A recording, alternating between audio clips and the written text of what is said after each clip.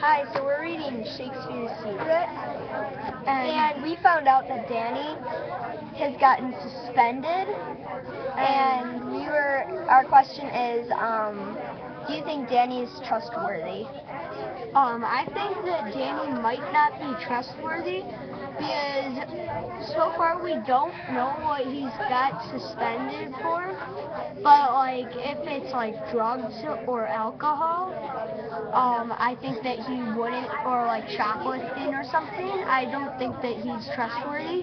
If it was something that he was just in like the wrong place at the wrong time, I think that he is trustworthy. Just a correction, it says in the book that it wasn't drugs or anything, but something like with a teacher. So I don't know if he's trustworthy or not. I don't really know him that well, but you know, never know. So Alright, that's thanks our for watching. Bye.